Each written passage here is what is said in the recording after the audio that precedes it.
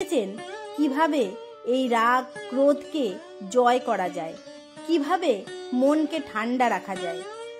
আজ শুনবো সেই কথা। একবার এক শিষ্য মাকে জিজ্ঞাসা করেছিলেন, মা, আমার খুব রাগ হয়, কিছুতেই রাগ থামে না, কি করব মা? শিষ্যের এরূপ প্রশ্নে মা হেসে বলেছিলেন, রাগ হয়েই যায় বাবা, মানুষ রক্ত মাংসের, কিন্তু রাগ গিলে ফেলতে শিখতে হবে। যখন রাগ হবে তখন কথা বলবি না, চুপ করে থাকবি। মা বলতেন, রাগের সময় কথা বললে আগুন জ্বলে ওঠে, চুপ করে থাকলে নিভে যায়।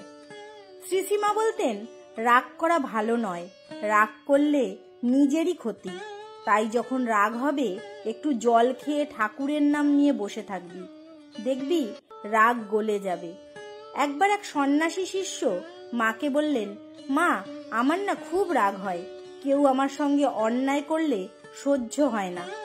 তখন মা বললেন, ওরে, অন্যায় সব ঠাকুর দেখছেন, তুই চুপ করে থাকলে ঠাকুরই বিচার করবেন, আর রাগ করলে ঠাকুরও কিছু করতে পারবেন না, কারণ তুই ঠাকুরের জায়গা নিয়ে নিলি।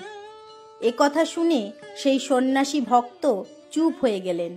শ্রীশ্রীমা বলতেন, রাগ কমাতে হবে, তাতে অহংকার কমে, মন নরম হয়। রাগ কমালে মনে ঠাকুর থাকেন।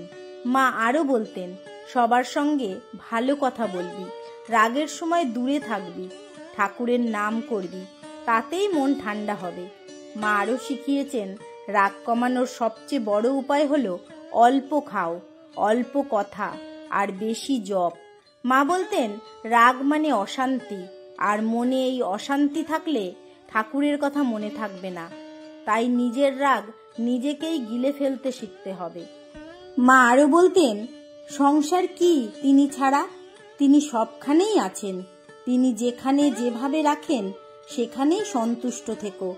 উদ্দেশ্য তাকে ডাকা ও পাওয়া, তাকে ডাকলে তিনি তোমার হাত ধরে চালিয়ে নেবেন, তার উপর নির্ভর করতে পারলে আর কোনো ভয় নেই।